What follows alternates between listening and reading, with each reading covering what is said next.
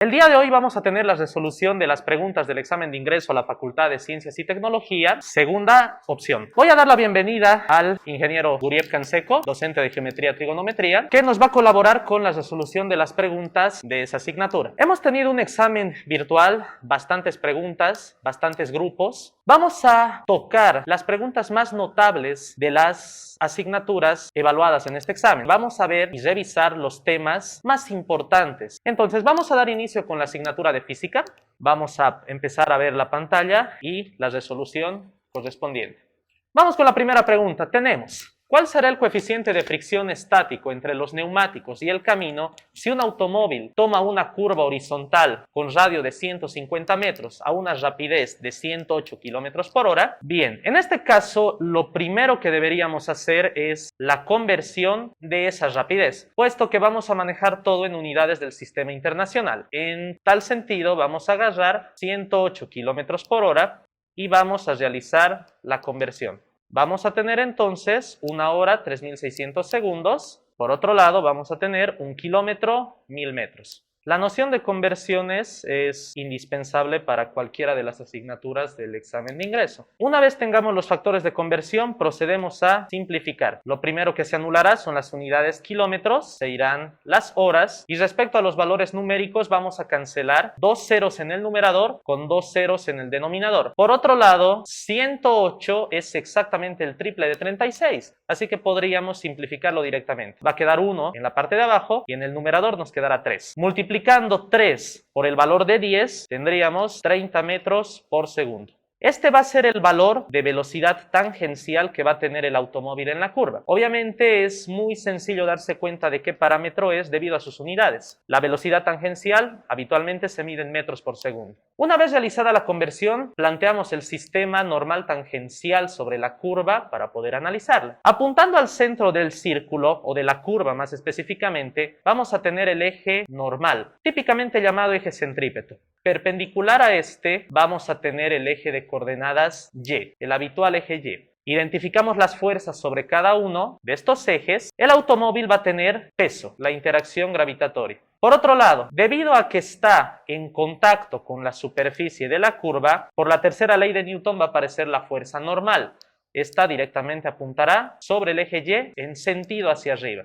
Asignamos el vector y su indicación, fuerza normal. Ahora bien, tenemos fuerza de fricción. En realidad, en este caso en particular, la fricción es la responsable de que el auto pueda realizar la curva sin salirse de ella. Es decir, que la fricción va a apuntar al centro de la circunferencia para contrarrestar el efecto. Vamos a tenerlo, en este sentido, la fuerza de fricción. Esas serían todas las fuerzas que tenemos involucradas en esta situación. Procedemos a realizar las sumatorias de acuerdo a la segunda ley de Newton. Empezamos por el eje Y. La suma de fuerzas en el eje Y tendrá que ser la masa por la aceleración en Y. Claramente observamos que el automóvil no realiza movimientos sobre el eje Y, por tanto su aceleración valdrá 0. Vamos a tener la fuerza normal de signo positivo, el peso mg de signo negativo, igual a la masa por 0, 0. De acá podemos obtener que la fuerza normal es el peso, la masa por la gravedad. Pasamos a la suma de fuerzas en el eje centrípeto, que debería ser la masa por la aceleración centrípeta. La única fuerza centrípeta que tenemos en este caso es la fuerza de fricción, y como el sentido de la fricción es el mismo que el del eje, viene a ser de signo positivo. Hay que tener bastante cuidado acá. Generalmente uno se acostumbra que el sentido a la derecha es positivo y el sentido a la izquierda es negativo, pero hay que revisar el tema de vectores. En este caso, repito, al tener el mismo sentido es positivo. Asignamos entonces de signo positivo la fuerza de fricción, será la masa por la aceleración centrípeta. Sustituyendo, sabemos que la fuerza de fricción es la fuerza normal por el coeficiente de rozamiento. Esto será igual a la masa multiplicada por la aceleración centrípeta. Pero la aceleración centrípeta es la velocidad tangencial al cuadrado dividida entre el radio. El siguiente paso será sustituir la fuerza normal. Hemos obtenido que la normal es masa por gravedad. Lo podemos sustituir en la segunda ecuación, de manera que nos va a quedar masa por gravedad, vamos a indicarlo con otro color, multiplicada por el coeficiente de rozamiento, masa, velocidad tangencial al cuadrado, dividido entre el radio. Vamos a cancelar las masas. Si bien es un dato que no nos han proporcionado, por álgebra elemental se va a simplificar. Bien, lo único que nos queda hacer es despejar el coeficiente de rozamiento. Tendrá que ser la velocidad tangencial al cuadrado entre el radio multiplicado por la gravedad. Sustituyendo los valores vamos a tener, la velocidad es 30 metros por segundo, lo vamos a tener que elevar al cuadrado. 30 elevado al cuadrado nos va a quedar directamente 900. Vamos a colocar ese valor para simplificar un poco nuestro trabajo. Dividido entre el radio, que equivale a 150, multiplicado por el valor de la gravedad, que equivale a 10. Simplificamos, ceros en el numerador y el denominador. Podemos sacar terceras, de 9 vamos a tener 3, de 15 vamos a tener 5. El coeficiente de rozamiento, coeficiente de fricción, es 3/5. Expresado en su valor decimal, 3/5 corresponde a 0,6. De esa manera estaríamos finalizando la pregunta. El coeficiente de rozamiento necesario para que el automóvil no se salga de la curva equivale a 0,6. Esa sería la primera pregunta de la asignatura de física correspondiente a dinámica del movimiento circular. Hay que considerar que la dinámica del movimiento circular es bastante similar a la dinámica habitual, solamente hay que sustituir el eje X con el eje centrípeto.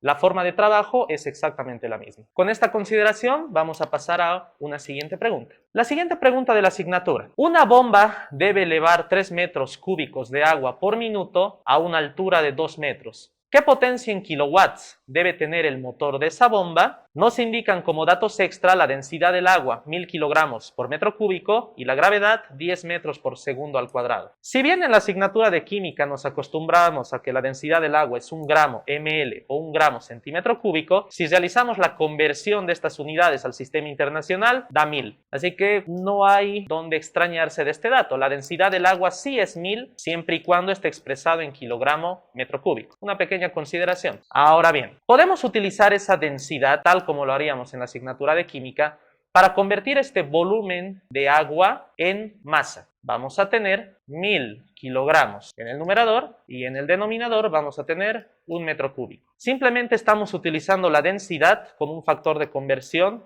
para poder llevar nuestro dato a masa. Cancelaremos los metros cúbicos y vamos a tener 3000 kilogramos. Ese dato corresponderá a la masa de agua que tenemos que elevar. Vamos a marcarlo entonces como la masa. Por otro lado, tenemos un tiempo de 1 minuto. Directamente colocaremos su equivalente en el sistema internacional, 60 segundos. Esos van a ser datos fundamentales para la resolución de nuestro problema. Ahora bien, para poder elevar el agua, podríamos colocar incluso una pequeña representación acá, requerimos una fuerza que sea la encargada de elevarlo. Pero vamos a tener la interacción gravitatoria oponiéndose a que elevemos dicha agua. Entonces vamos a tener una fuerza F que va a ser la que va a elevar, vamos a tener el peso oponiéndose. Ahora bien, si utilizamos la segunda ley de Newton, rápidamente podemos obtener que la fuerza es igual a la masa por la gravedad. Y esto es un concepto elemental en física. Si nosotros queremos elevar cualquier cuerpo, necesitamos mínimamente vencer el peso de dicho cuerpo. Por tal motivo, la fuerza será la masa por la gravedad. Por otro lado, el vector desplazamiento para calcular el trabajo está literalmente encima del vector fuerza, puesto que el agua se encuentra moviéndose en esa dirección. Entonces, si yo coloco acá el vector desplazamiento, lo estoy marcando con color verde, podemos observar que uno está encima del otro. Un vector está encima del otro vector. El ángulo que forman los dos tendrá que ser de 0 grados. No olvidemos que el vector desplazamiento nos indica la dirección del movimiento. Este vector no es una fuerza. El hecho de que apunte arriba quiere decir que nos estamos moviendo hacia arriba. Nada más que eso. Entonces, ya deducida la fuerza y ya deducido el ángulo, vamos a la definición elemental de trabajo. El trabajo realizado por una fuerza es la fuerza por el valor del desplazamiento o más propiamente en una dimensión, la distancia, multiplicado por el coseno del ángulo. Si sustituimos de acuerdo a las deducciones que acabamos de realizar, la fuerza es la masa por la gravedad, la fuerza mínima necesaria para elevar. La distancia corresponderá a la altura, multiplicado por el coseno del ángulo que hemos deducido, es decir, el ángulo entre la fuerza y el desplazamiento, ángulo que claramente vale 0. Vamos a tener coseno de 0. El coseno de 0 directamente equivale a 1. Sustituyendo los demás valores, la masa equivale a 3000 multiplicado por la gravedad, que equivale a 10, multiplicado por la altura, o sea, la distancia que se eleva, de 2 metros. Realizando este cálculo vamos a tener 60.000 joules de trabajo. De esta manera hemos deducido el trabajo que realiza la bomba para elevar el agua. Ahora, la potencia viene derivada del trabajo. La expresión para la potencia será trabajo por unidad de tiempo. Sustituyendo esos valores vamos a tener el trabajo 60.000 joules, vamos a colocar las unidades, dividido entre el tiempo, que será de 60 segundos. Vamos a cancelar ceros en el numerador y el denominador. Vamos a tener 6.000 dividido entre 6, directamente nos quedará 1.000. Joule dividido entre segundo nos da la unidad denominada watts o vatios, más comúnmente llamada watts. Esa sería la respuesta, pero el problema nos está pidiendo dicha potencia en kilowatts. Consideramos el factor de conversión, que 1 kilowatt tiene o equivale a 1000 watts. Si nosotros realizamos la conversión, que es un tema bastante elemental, 1000 watts directamente serán 1 kilowatt. De esta manera terminamos el ejercicio. La respuesta, potencia, 1 kilowatt. Tendríamos que encerrar el inciso D. Y esa sería la resolución de la segunda pregunta. Esa era la potencia necesaria que debe ejercer un motor para poder elevar el agua. De hecho, dentro de las carreras de ciencias e ingeniería es bastante habitual deducir la potencia que deben ejecutar o ejercer los motores para poder realizar algún movimiento, ya sea que tengamos bombas de agua, máquinas eléctricas, máquinas impulsadas por motores de combustión, entre cualquier otra aplicación que queramos realizar. Nos vamos a una tercera pregunta.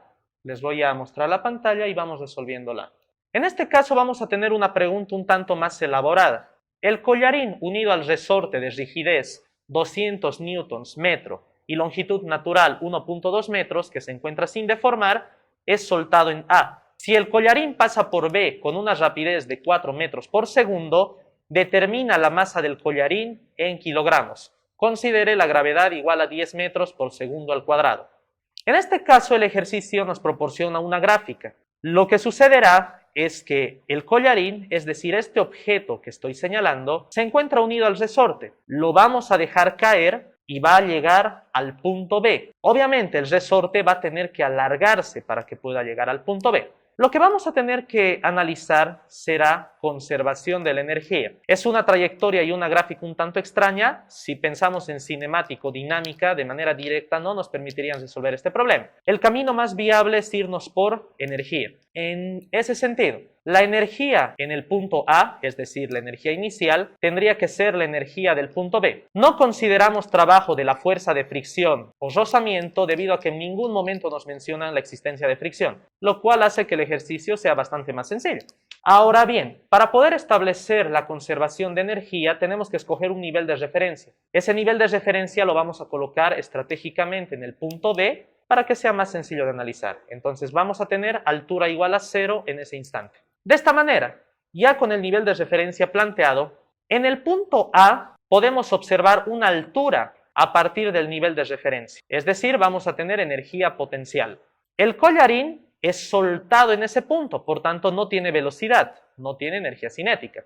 Si bien nosotros observamos el resorte, en el punto A el resorte se encuentra sin deformar. Recordemos que la energía potencial elástica solamente se presenta cuando un resorte es alargado o comprimido. En el punto A, el enunciado nos indica que el resorte se encuentra, vuelvo a repetir, sin deformar, no tiene energía elástica. Y esta sería la confusión más habitual que uno cometería en la resolución de esta pregunta. Entonces, en el punto A tenemos altura, no tenemos velocidad, pero el resorte está sin deformar, solamente hay energía potencial.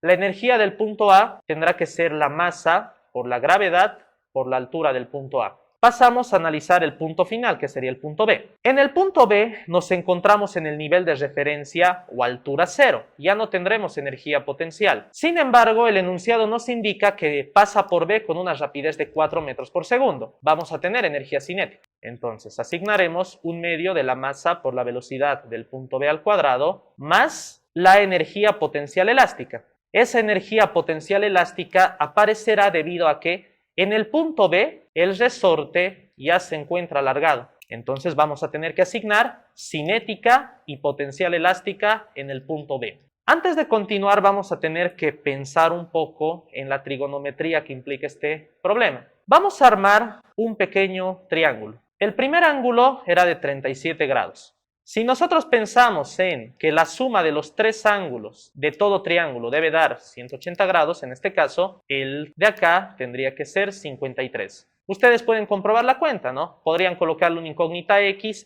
más 37 más 90 será 180, realizan el despeje, tiene que dar 53 grados. ¿Y para qué queremos el ángulo de 53? Porque el enunciado gráficamente nos está dando la referencia de los 53 grados. Por otro lado, si nosotros asignamos medidas a los catetos de este triángulo, vamos a tener el cateto opuesto a 53 grados sería la altura del punto A, sería la altura que estamos buscando para la energía potencial gravitatoria. La tangente de 53 grados sería el cateto opuesto, que tendría que ser la altura del punto A, sobre el cateto adyacente 6/5. La tangente de 53 la podemos deducir de esta figura. Recordando que la tangente de un ángulo es opuesto entre adyacente, tendríamos que tener 4/3. Vamos a sustituir, la tangente de 53 vale 4/3, el 6/5 que estaba en el denominador pasará a multiplicar, vamos a tener multiplicado por 6/5. Y esa debería ser la altura de nuestro punto A. Simplificando un poco, sacando terceras, vamos a tener que la altura del punto A equivale a 8/5 metros. De esa manera hemos obtenido la altura del punto A. Ahora bien, podríamos obtener la deformación del resorte utilizando también este triángulo. Vamos a pasar a una siguiente página entonces, pero nos vamos a llevar la figura del triángulo para seguirlo utilizando. Ok, continuamos.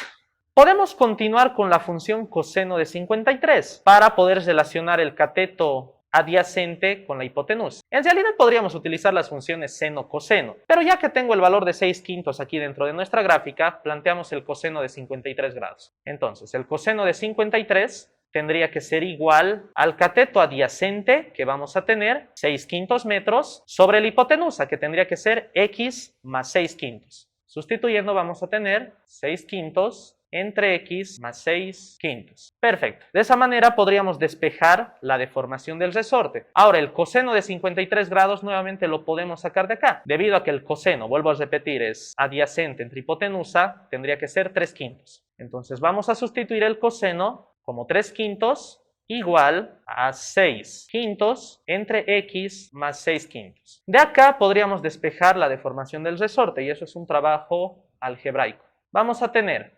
utilizando fracción compuesta, medios y extremos, 6 entre 5 por x más 6/5. Continuamos desarrollando, vamos a tener 3/5 igual a 6 entre 5x más 6. Realizamos la multiplicación cruzada, vamos a tener 3 por 5x más 6, 6 por 5, 30.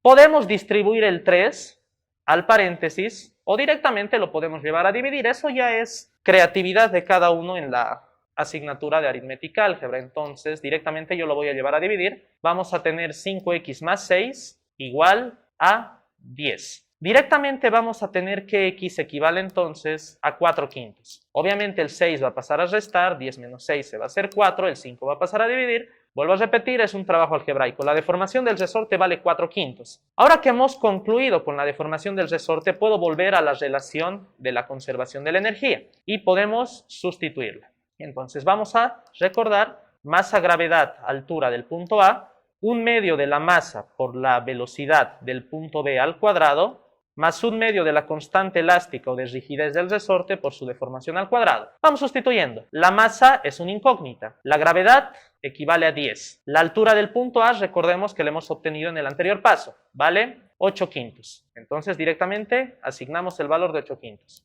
Siguiente, vamos a tener igual a 1/2 de la masa, que es una incógnita. La velocidad o rapidez en el punto B, el enunciado nos indicaba que es 4 metros por segundo. Entonces colocamos ese valor, multiplicado por 4 al cuadrado. Más 1/2 de la constante del resorte. La constante del resorte de la misma manera se encuentra en el enunciado. Es 200 newtons por metro. Asignamos el valor.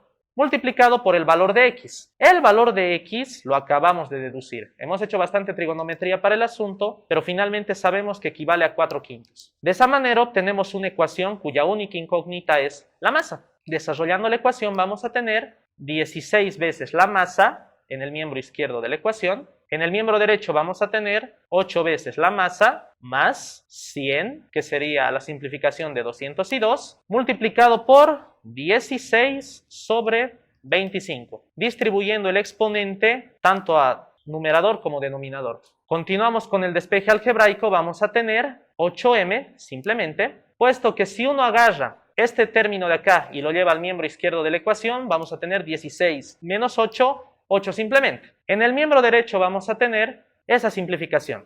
Podríamos sacar mitades, podríamos sacar poco a poco la simplificación hasta reducirlo por completo. Sin embargo, 25 multiplicado por 4 es 100, entonces nos va a quedar 4. Voy a tener 4 multiplicado por 16. No es necesario realizar la operación. Ese 8 que lo tenemos multiplicando a la masa podría pasar a dividir. Directamente voy a agarrar, lo voy a borrar de acá y lo voy a pasar al otro lado como denominador. Vamos a simplificar, puedo sacar cuarta, numerador y denominador. 16 dividido entre 2 nos va a dar 8. La respuesta final tendrá que ser la masa del collarín equivale a 8 kilogramos. De esa manera terminamos una pregunta más del área de física. Si volvemos al gráfico puede parecer una pregunta bastante rebuscada, pero básicamente lo hemos separado en dos. Conservación de la energía sin considerar fricción y un poco de trigonometría utilizando el triángulo que hemos podido armar. En cualquier caso, la respuesta es 8 kilogramos. No olvidemos que la asignatura de álgebra con el apoyo de trigonometría son importantísimos para física. Pasamos a la última pregunta de la asignatura de física.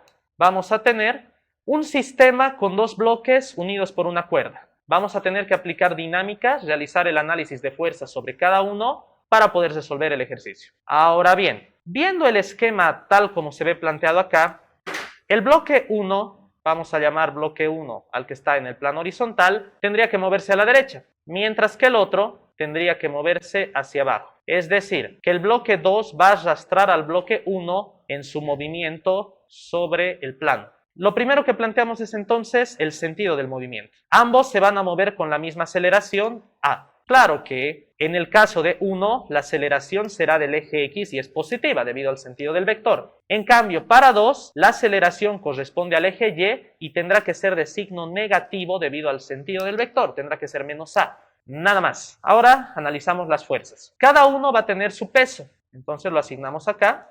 Vamos a tener la fuerza normal por el contacto que está realizando con la superficie. Sobre la cuerda vamos a tener tensión y debido a que nos indican un coeficiente de rozamiento, vamos a tener fuerza de fricción.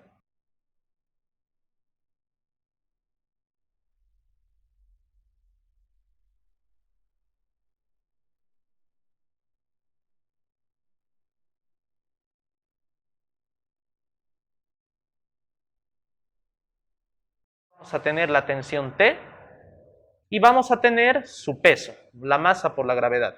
Recordemos que la tensión va a ser exactamente la misma porque los dos se mueven acoplados a la misma cuerda. Entonces no habrá ningún problema. Esa es la suma. Este es el diagrama de fuerzas de cada uno de los bloques y con este vamos a realizar la suma de fuerzas de acuerdo a la segunda ley de Newton. Podemos empezar con el bloque 1. Entonces, para la masa 1 vamos a tener la suma de fuerzas en Y masa 1 por la aceleración en Y para 1. Sin embargo, el bloque 1 no se mueve sobre el eje Y. Esto corresponderá a 0. Vamos a tener normal menos masa 1 por la gravedad igual a 0. La fuerza normal despejando tendrá que ser el peso, masa 1 gravedad. Sustituyendo, la masa del bloque 1 equivale a 5 kilogramos. La gravedad vale 10 metros segundo cuadrado. Entonces, la normal va a ser 50 newtons. Con este valor pasamos a realizar la suma de fuerzas sobre el eje X. La suma de fuerzas en X tendrá que ser la masa 1 por la aceleración X para 1. Realizando la sumatoria vamos a tener la tensión menos la fuerza de fricción igual a la masa 1 por su aceleración sobre el eje X. Recordemos que esa aceleración va a ser simplemente A. La hemos denominado A. Entonces lo asignamos. Continuando vamos a tener tensión menos la fuerza de fricción por relación normal por el coeficiente de rozamiento igual a la masa 1 por la aceleración. Sustituyendo, la fuerza normal, la acabamos de despejar, vale 50. El coeficiente de rozamiento nos los han dado como un dato, equivale a 0.2. expresado en fracción, 1/5. La masa 1, 5 kilogramos, la aceleración desconocida. Vamos a tener tensión menos 10 igual a 5 veces A. De esta manera hemos terminado el análisis del bloque 1, no podemos hacer más con esta ecuación debido a que tiene dos incógnitas, por lo que nos vamos a ir al análisis del bloque 2. Continuamos en una siguiente página. Para el bloque 2 solamente podemos realizar la suma de fuerzas sobre el eje Y, no tiene fuerzas horizontales. Entonces, la suma de fuerzas en el eje Y tendrá que ser la masa 2 por la aceleración Y para 2. Vamos al diagrama, vamos a tener la tensión positiva, vamos a tener su peso negativo. Entonces, tensión menos masa 2, gravedad, igual a la masa 2 por la aceleración en Y para 2. Pero recordemos que la aceleración en Y para el bloque 2 es negativa porque apunta hacia abajo. El sentido del vector lo hace negativo, entonces será menos A. Sustituyendo vamos a tener tensión, la masa 2 vale 2 kilogramos, la gravedad vale 10, aquí vamos a tener 2 por menos A. Vamos a obtener T menos 20 igual a menos 2A. De forma que vamos a tener un sistema de dos ecuaciones con dos incógnitas. La primera ecuación es la que hemos obtenido en el anterior. Tensión menos 10, 5A. La segunda ecuación tendrá que ser tensión menos 20 igual a menos 2A. Utilizando el método de reducción, directamente voy a deducir la tensión, para lo cual me basta con multiplicar la primera ecuación por 2 y la segunda ecuación por 5. De manera que vamos a tener 2t menos 20 igual a 10a. Vamos a tener 5t menos 100 igual a menos 10a. De manera que vamos a cancelar la aceleración. Vamos a tener 7 veces la tensión menos 120 igual a 0. Directamente puedo despejar la tensión de acá. Vamos a tener 120 séptimos newton. ¿Para qué he despejado la tensión? Porque si vamos al enunciado me está pidiendo determinar el trabajo que realiza la tensión de la cuerda. En tal sentido, el trabajo que realiza la fuerza de tensión tendrá que ser la misma tensión que será la fuerza multiplicada por la distancia o desplazamiento. En tal sentido, la tensión equivale a 120 séptimos multiplicado por la distancia, que en el ejercicio nos indican 7 metros de longitud desplazada. Vamos a multiplicar por el valor de 7. Cancelaremos numerador con denominador y finalizamos el problema. El trabajo realizado por la fuerza tensión equivale a 120 joules. Listo. De esta manera finalizamos la pregunta. Si bien hemos tenido que aplicar la definición de trabajo, en este caso hemos tenido que realizar un análisis completo de la parte de dinámica para poder determinar la fuerza que necesitamos para el cálculo del trabajo. Ahora, no he incluido el coseno del ángulo, puesto que la tensión y el desplazamiento forman 0 grados. En tal sentido, el coseno de 0 se hace 1 y no es necesario colocarlo en la ecuación. Entonces, el trabajo sería fuerza-distancia. Tensión, distancia, 120 joules. Y de esa manera finalizamos con las preguntas de la asignatura de física. Pueden observar que en este examen de ingreso se ha tenido una combinación de dinámica del movimiento lineal, dinámica del movimiento circular, trabajo, potencia y energía, que realmente son los temas más importantes y los que más se tocan en un curso preuniversitario.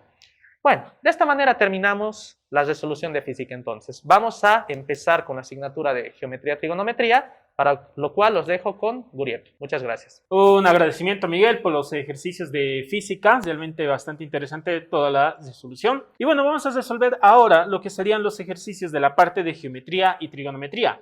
Decirles que en estos exámenes, ¿no?, que se dieron, han entrado bastantes ejercicios y han entrado algunos temas que realmente no han tocado o no se han tocado en varios años. Por lo tanto, ha sido una sorpresa interesante ver algunos tipos de ejercicios. Vamos a comenzar entonces, para no perder más tiempo, con el primer ejercicio de geometría y trigonometría. Se los pongo en pantalla. El ejercicio es bastante interesante, dice calcular X, y me da una figura bastante extraña. ¿Cómo puedo empezar a resolver este tipo de ejercicios? Siempre me preguntan, profe, ¿qué hago? Es que estas figuras no entiendo, está todo muy mezclado. Lo que siempre recomiendo es tratar de ver figuras conocidas o figuras que tú sabes que tienes alguna propiedad para resolverlo. Por ejemplo, aquí lo voy a marcar de color rojo. Si se dan cuenta, lo que estoy marcando de color rojo es un triángulo, y en un triángulo nosotros podemos saber varias de las ecuaciones. Podemos decir incluso la suma de ángulos en un triángulo es 180 grados, pero incluso hay una ecuación que nos va a ayudar mucho más, que nos dice la suma de dos ángulos internos, como en este caso 2x y 3x, solo fijándonos en el triángulo, la suma de dos ángulos internos nos da el ángulo externo del tercer vértice. Así sabemos que la suma de este ángulo más este ángulo, 2x más 3x, fácilmente podemos sacar que es 5x. De igual manera, ya tenemos ahí un pequeño ángulo que se repite. Ahora vamos a pasar a otro ángulo que nos va a ayudar y para eso voy a delimitar otro triángulo que también lo voy a hacer de color celeste. Fíjense que aquí tenemos otro triángulo y igual podemos usar alguna identidad o algún teorema. Decir, la suma de dos ángulos internos me va a dar como resultado el ángulo externo del tercer vértice y en este caso el ángulo externo del tercer vértice va a aparecer aquí, que es 7 veces x. ¿Por qué? 5 más 2, 7 veces x. Una vez tenemos estos ángulos, ¿ahora qué toca hacer? Bueno, ahora toca ver otra figura conocida y justamente encontré ese valor de 7x para tratar de usar esta figura que le estoy marcando de color amarillo. ¿Qué es esa figura? No hay esa figura, es muy cierto, no es una figura clara, pero en sí es un cuadrilátero y es un cuadrilátero y una propiedad, un teorema en cuadriláteros me dice que la suma de los cuatro ángulos en todo cuadrilátero siempre me tiene que dar 360 grados. Por lo tanto, podemos decir la suma de 4x más 4x más 7x más 3x, la suma de estos cuatro ángulos te tiene que dar 360 grados. De esta manera podemos sumar todos los valores con x y decir 3 más 7 es 10, 4 más 4 es 8 y 8 más 10, 18x. El 18 pasaría a dividir, por lo tanto tendríamos 360 dividido entre 18 y hallamos que el valor de x es 20 grados. Este tipo de ejercicios se caracterizan por ser rápidos, de procedimientos cortos y que no tienen mucha complejidad al momento de trabajar matemáticamente hablando. La dificultad, ¿dónde está? En encontrar los ángulos, en ver dónde se repiten los ángulos y dónde se pueden poner esos ángulos y qué figuras hacer. Como les dije, generalmente lo mejor es que busques figuras conocidas, triángulos, cuadriláteros, polígonos, trapecios, cosa de que tú sabes que la suma de ángulos te va a dar alguna propiedad o sabes cuánto va a ser si tú usas algún teorema conocido. Vamos a pasar ahora al siguiente ejercicio que va a ser el que se los pongo en pizarra. Un momentillo. Ahí está. Este siguiente ejercicio es bastante interesante y aquí empezamos con lo que serían las identidades trigonométricas. Me di la libertad un poco de poner en amarillo las fórmulas o las identidades trigonométricas que vamos a usar. El seno de alfa menos el seno de beta, el coseno de alfa más el coseno de beta, el seno del doble ángulo, el seno de un ángulo negativo y el coseno de un ángulo negativo. Todas estas son identidades trigonométricas conocidas, pero que nos van a ayudar bastante para resolver este problema. Varios me decían, ¿por dónde empiezo? ¿Qué es lo que hago? Es que aquí tengo 3 seno, seno, seno y no sé por dónde empezar. Siempre yo te recomiendo que te ubiques en las identidades trigonométricas y pienses, si uso estas identidades trigonométricas de la suma de senos o de la resta de senos, en algún momento se van a restar los ángulos o se van a sumar los ángulos. ¿Y eso en qué me puede afectar? Justamente me va a afectar en lo siguiente. Si nosotros usamos seno de 2 θ con seno de 4 θ, podríamos usar la resta de estos ángulos sin ningún problema. Pero si en cambio nosotros usamos seno de 6 θ y seno de 4 θ, vamos a tener una pequeña complicación. En algún momento se van a sumar los ángulos y va a ser 6 θ más 4 θ, me va a dar 10 θ dividido entre 2, 5 θ, y este es un ángulo peligroso. ¿Por qué? Porque ninguna de mis soluciones tiene ese valor, 5 θ, y no es que lo pueda descomponer en factores primos o es que lo puede hacer algo. Por lo tanto, ahí nos damos cuenta que tenemos que tener cuidado y no vamos a sumar esas identidades trigonométricas. Por lo tanto, voy a empezar trabajando y diciendo que voy a sumar seno de 2 θ con seno de 6 θ. Esta va a ser la primera identidad que voy a usar. Lo vamos a poner de rojo y lo pongo aquí. Seno de 2 veces θ menos el seno de 6 veces θ. El menos seno de 4 de θ lo voy a dejar aparte, pero lo voy a poner de una forma bastante interesante. En vez de poner seno de 4 veces θ, lo que voy a hacer es que lo voy a poner seno del doble ángulo de 2 veces 2 θ. Recuerden que 2 veces 2 θ o 2 por 2 me sigue dando 4, por lo que no habría ningún problema. La resta de seno de dos ángulos, aquí tenemos nuestra identidad trigonométrica que se las puse para que la puedan observar, me va a dar como resultado 2 por el seno de la resta de los ángulos, 2 θ menos 6 θ dividido entre 2, multiplicado por el coseno de la suma de los dos ángulos. 2. 2 tita más 6 tita dividido entre 2. De igual manera, en la parte de amarillo, el seno del doble ángulo, si tú te fijas aquí, imagínate que tienes el seno de 2 veces este puntito verde. El seno de 2 veces ese puntito verde, aquí lo tenemos como identidad trigonométrica, el seno de 2 veces un ángulo es 2 por seno por coseno de ese ángulo. En este caso, el seno de 2 veces 2 tita me va a dar 2, seno del ángulo, coseno del ángulo. Mi ángulo es 2 tita. Y aquí mi ángulo es 2 tita. Entonces ya vamos usando varias identidades trigonométricas. Seguimos trabajando. Podemos decir que esto va a ser 2 por el seno de 2 tita menos 6 tita es menos 4 dividido entre 2 menos 2 tita. Y en el otro lado, coseno de 2 más 6 tita. 2 más 6 tita es 8, pero dividido entre 2, 4 tita. Coseno de 4 tita. Por lo tanto, ahí tenemos varias identidades. En el otro lado nos va a quedar menos 2 por el seno de 2 tita por el coseno de 2 tita. Recordemos que cuando yo tengo seno de un ángulo negativo, como lo vemos aquí, seno de un ángulo negativo de menos 2 tita, aquí nos dice una identidad bastante interesante. El seno de un ángulo negativo, el negativo puede salir afuera de la función trigonométrica y simplemente me queda seno de alfa. Por lo tanto, aplicando esta propiedad, podríamos decir que esto nos va a quedar como menos 2 por el seno de 2 tita por el coseno de 4 tita y toda esta parte se mantiene igual. Menos 2 seno de 2 tita, coseno de 2 tita. Ahora, ¿cómo hago que esto se transforme? Si te das cuenta, en todas las respuestas tenemos multiplicación.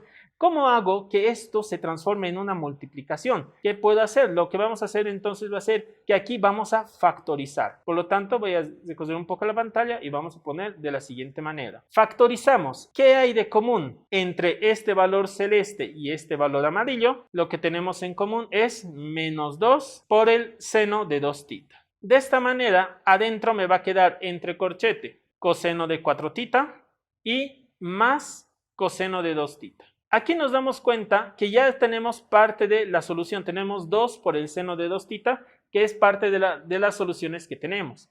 Ahora, ¿cómo hacemos esta parte de la suma de cosenos? Bueno, para eso vamos a necesitar de la otra identidad, que aquí ya la tengo previamente puesta. La segunda identidad que me dice, el coseno de alfa más el coseno de beta consiste en 2 veces el coseno de la suma por el coseno de la resta. Recordarles que para este tipo de ejercicios vamos a necesitar estas identidades trigonométricas, por lo tanto es muy necesario dominarlas. Aquí vamos a tener menos 2 por el seno de 2 tita y de color azul voy a poner la identidad trigonométrica. La suma de cosenos me va a dar 2 por el coseno de la suma, 4 más 2, lo vamos a hacer un poco más simplificado. 4 tita más 2 tita, 6 tita dividido entre 2, 3 tita. Por el coseno de la resta, 4 tita menos 2 tita me va a dar 2 tita. Dividido entre 2 me va a dar tita. Ahí tenemos entonces la identidad trigonométrica.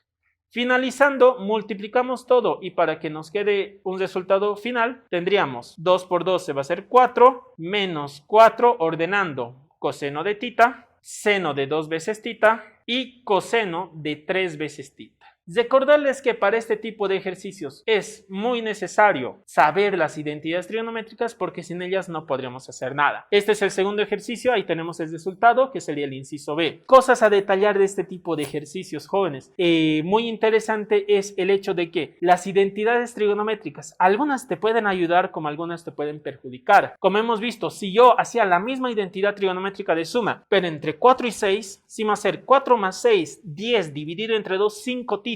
Ese 5 tita no iba a poder hacer nada. En ningún lado me iba a salir un 5 tita y me iba a trancar. No iba a poder seguir con el ejercicio. Por lo tanto, tienes que ver un paso adelante y decir, si suma estos dos me va a salir este resultado, no está en las respuestas, puede que no sea por aquí. Otra opción es que cuando tú estás resolviendo y dices, se me está haciendo muy grande el ejercicio, se está complicando más. Si se te está complicando más y llegas a un punto donde dices, ya no sé qué hacer, por ese camino no era. Justamente has debido tomar una mala decisión o una mala identidad trigonométrica. Entonces, este tipo de ejercicios ha entrado bastante. Algunas variaciones que ha entrado de este era todos con coseno, todos con suma, todos con resta, seno de 2 tita, seno de 4 tita, seno de 6 tita, ambos sumándose, ambos restándose. Con cosenos también ha entrado, pero la resolución es muy similar. En casi todas las resoluciones se utiliza suma de senos, resta de senos, suma de cosenos o resta de cosenos. Pasando entonces al siguiente ejercicio que nos han dado en esta gestión, tenemos uno muy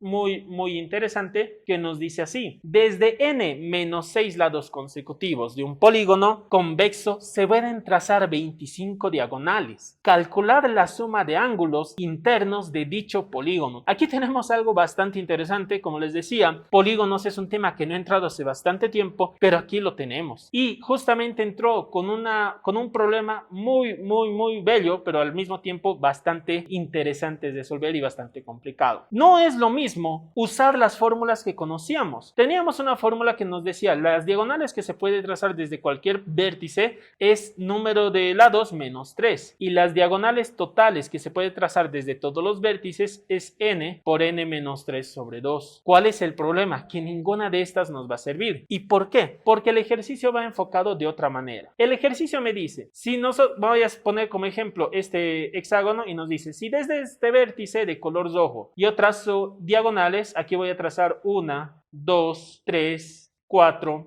y 5. Pasamos al siguiente vértice, lo vamos a poner de color amarillo y del siguiente vértice voy a ver cuántas diagonales también puedo trazar. Empezamos poniendo 1, 2, 3, 4 y 5. Aquí empieza ya a complicarse. En el siguiente vértice ya no voy a trazar las 5 diagonales que he trazado en rojo y amarillo, porque una diagonal, esta de aquí, ya está trazada, esta ya está con color rojo, entonces solo trazaría 1, 2, 3, 4 y a la siguiente diagonal lo vamos a poner de color blanco. Ya no voy a poder trazar ni siquiera ni 5 ni 4 diagonales, porque si se dan cuenta ya están llenadas 2, entonces voy a trazar como máximo 1, 2, 3. Entonces se va complicando más, ¿por qué? Porque a medida que aumentas los vértices en los que necesitas diagonales consecutivas, vas deduciendo en 1 las diagonales que se puede trazar. Por lo tanto, hemos visto necesario usar esta fórmula, donde dice z es igual a n por b menos b más 1 por b más 2 dividido entre 2. ¿Qué son todas estas cosas? Z es el número de diagonales de vértices consecutivos. Luego vamos a tener que n es el número de lados del polígono. Y aquí viene lo interesante. B va a ser el número de vértices desde los que se trazan las diagonales. O sea, desde cuántas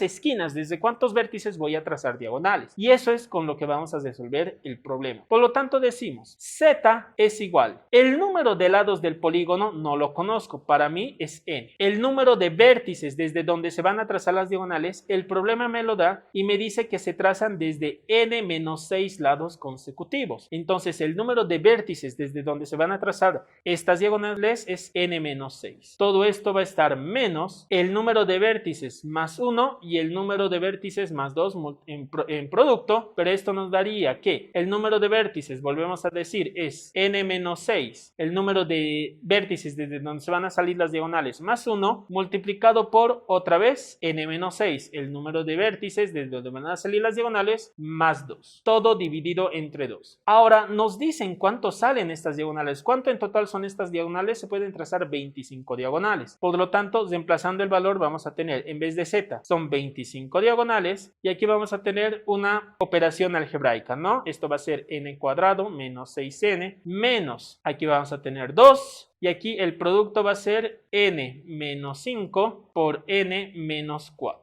Hacemos una suma de fracciones y multiplicamos a ambos lados de la ecuación por 2. Multiplicamos ambos lados de la ecuación por 2, por lo tanto vamos a tener en el lado de la izquierda 50, 2 por 25 es 50, y en el lado de la derecha vamos a tener 2n cuadrado menos 12n y 2 multiplicado por la fracción, se va a simplificar el 2 y me va a quedar el producto de estos valores que va a ser n cuadrado menos 5n menos 4n menos 9n y menos 5 por menos 4 más 20. Así, despejando esta ecuación vamos a tener una ecuación de segundo grado. 2n cuadrado menos n cuadrado me va a quedar n cuadrado. 12n más 9n menos 12 más 9 me va a quedar menos 3n. Y el 50 pasa con negativo, menos 20 menos 50 menos 70. De aquí podemos factorizar la ecuación de segundo grado y nos va a quedar dos valores. n, 7 por 10. 7 por 10, 70.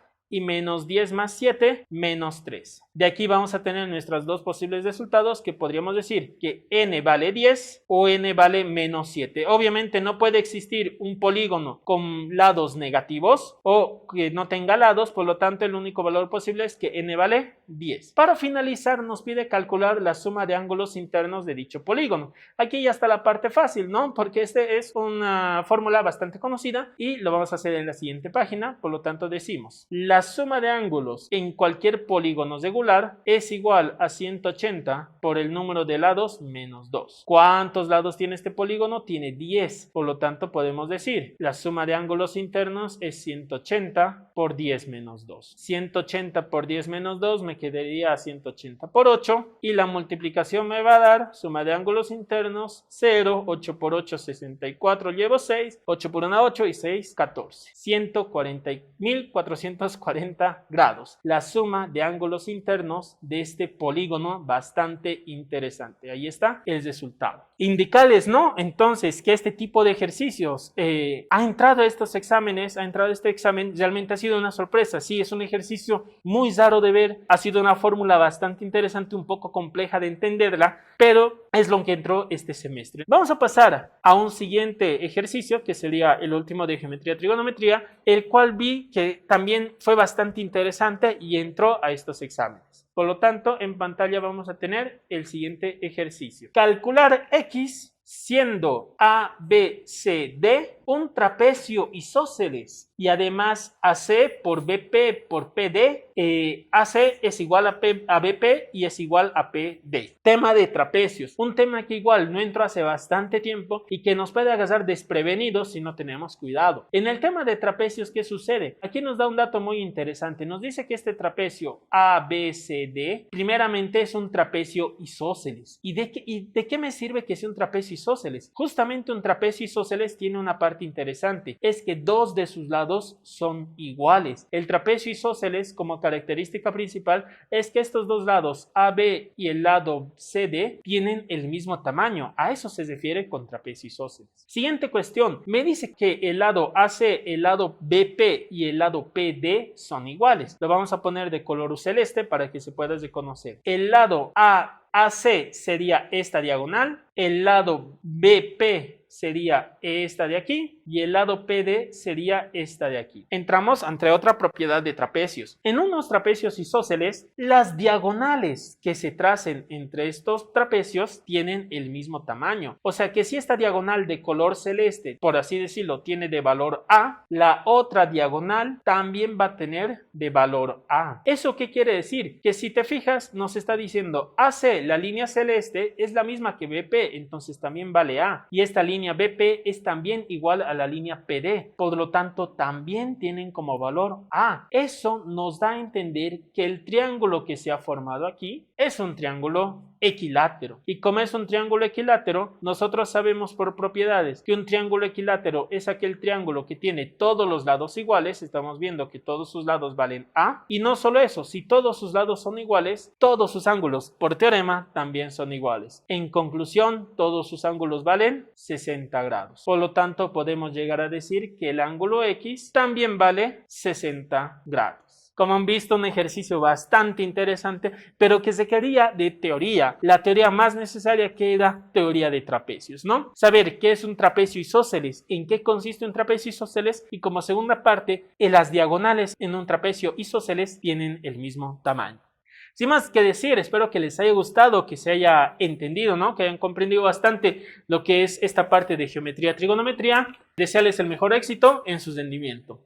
Por ahora les voy a pasar con mi compañera Daniela, que les va a hablar de la parte de química. Sin más que decir, me despido, muchas gracias. Muy buenos días a todos, chicos. Vamos a dar inicio entonces con la resolución del área de química. Para esta ocasión vamos a hacer 3 ejercicios, ya que posteriormente Eve nos va a colaborar con otros 3 ejercicios del área de química. Entonces, este es uno de los 4 exámenes que han dado. Vamos a dar inicio con el primero. Entonces, vamos con el primer ejercicio. Lo van a ver en este momento en su pantalla. Bien, vemos que es un ejercicio de cálculos estequiométricos. Demos lectura al ejercicio entonces. Dice, el sulfuro de hidrógeno se quema con oxígeno para dar dióxido de azufre y agua según la reacción. Nos da la reacción estequiométrica. La pregunta es, ¿cuántos litros de dióxido de azufre en condiciones normales de presión, de temperatura, se formarán a partir de la reacción de 68 gramos de sulfuro de hidrógeno y 96 gramos de oxígeno gas. Bien, como estamos observando una reacción estequiométrica, lo primero que tenemos que hacer es igualar nuestra reacción. Entonces vamos a iniciar con un 2, veo que tengo 2 por 2, 4 hidrógenos, eso me indica completar 2 en productos. Vemos que eso está cambiando a mi azufre, entonces 2 también en productos. Y si multiplicamos en oxígeno, tengo 2 por 2, 4, más 2 tengo 6, eso me indica que acá debo completar con un 3.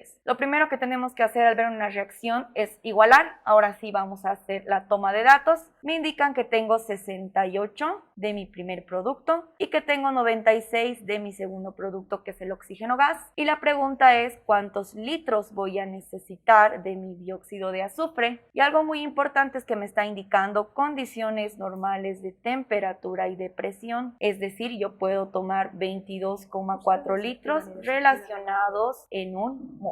Estamos observando que tengo dos datos en mis reactivos. Yo no sé cuál es mi reactivo limitante y cuál es mi reactivo en exceso. Entonces, el primer cálculo va a ser encontrar a nuestro reactivo limitante. Entonces, iniciamos con mi primer reactivo, que sería el sulfuro de hidrógeno. Tengo 68 gramos. Hacemos la relación gramo-mol. La masa molecular del azufre de la tabla periódica es 32, más 2 del hidrógeno me da un total de 34 gramos relacionados en un mol. Pasamos a hacer una relación mol a mol. Por cada 2 mol de mi sulfuro de hidrógeno, yo voy a producir 2 mol de mi dióxido de azufre. Listo. Aquí tenemos nuestro primer cálculo. Se va gramo con gramo, mol con mol. Podemos ir simplificando. Mitad 1, mitad de 68 me va a dar 34. 34 con 34 se va y voy a tener 2 mol de dióxido de azufre. Vamos a hacer exactamente lo mismo, pero con mi siguiente reactivo,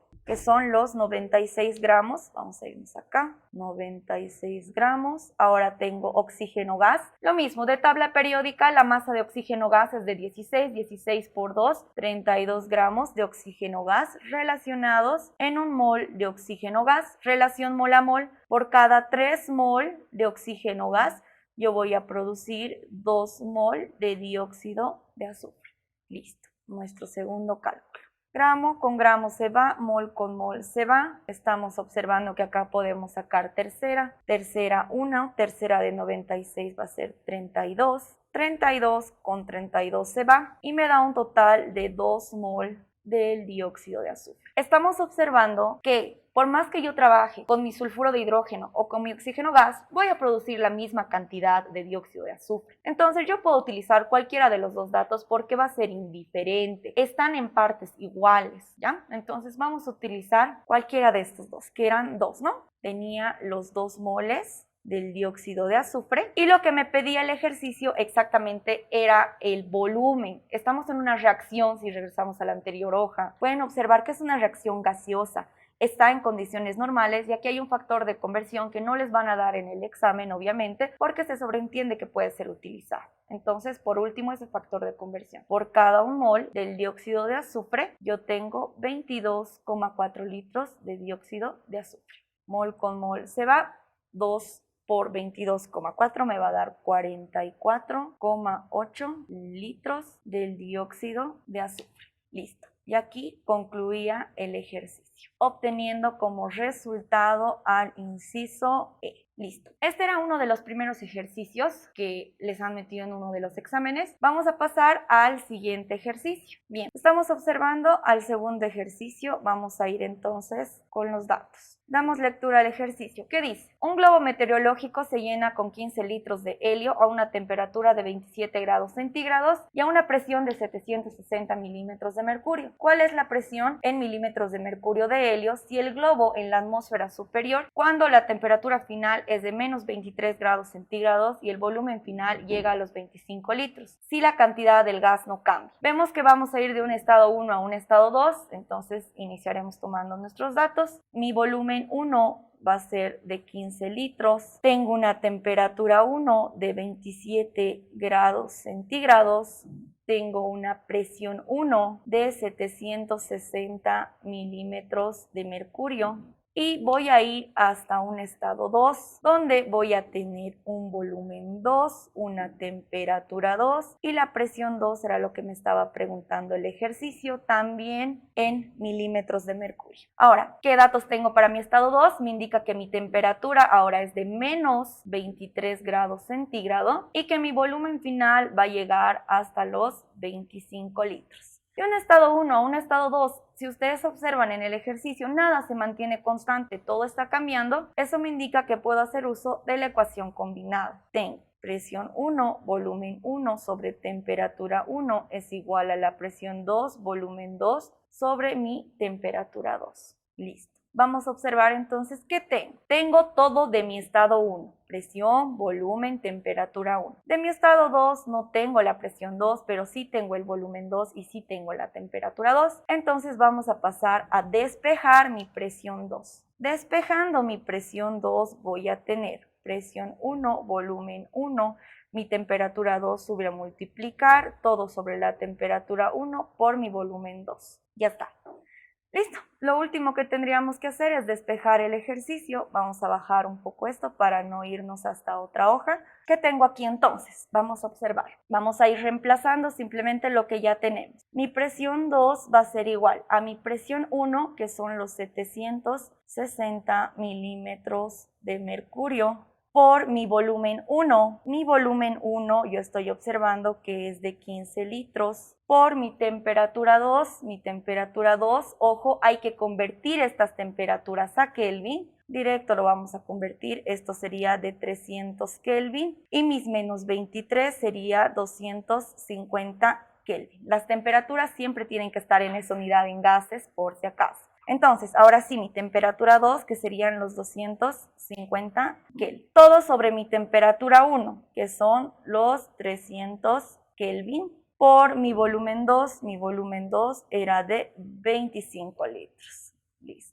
Tengo que litro con litro se va, Kelvin con Kelvin también se va. Podemos ir simplificando. Un 0 se puede ir con un 0, acá tengo otro 0, acá otro, 25 con 25. Aquí puedo sacar terceras, tercera 1, tercera de 15, 5. Vamos a anotar bien el 5. Listo. La multiplicación de 76 por 5 me va a dar un total de 380. Entonces, mi presión 2 es igual a 380 milímetros de mercurio. Listo. Como estamos observando, ya tenemos el ejercicio resuelto, obteniendo como resultado, nos vamos a ir hasta la parte del enunciado, al inciso D. Bien, es un ejercicio bastante sencillo, simplemente era utilizar la ecuación combinada, reemplazar y despejar. Bastante fácil. Vámonos al último ejercicio del área de química y tenemos acá un ejercicio de densidad. Entonces también lo más importante es tomar buenos datos y posteriormente es así de sencillo, aplicar alguna que otra forma. A ver, dice, el agua de mar contiene aproximadamente 4% de sal en peso. Si la densidad de agua de mar es 1250 kilogramos metro cúbico, ¿cuál es el volumen de agua de mar en litros que contiene 1 kilogramo de sal? Entonces, ¿qué tengo aquí? Me está preguntando, me está haciendo referencia en sí entre el agua de mar y la cantidad de sal que contiene esta. Me está indicando que hay 4% en peso, voy a utilizar kilogramo, esto es de sal. Acá el enunciado no me indica, pero se supone que va a estar en el 100% del agua de mar, ¿verdad? Eso se sobreentiende. Está en 100 kilogramos del agua de mar. ¿Qué más dice? Me da la densidad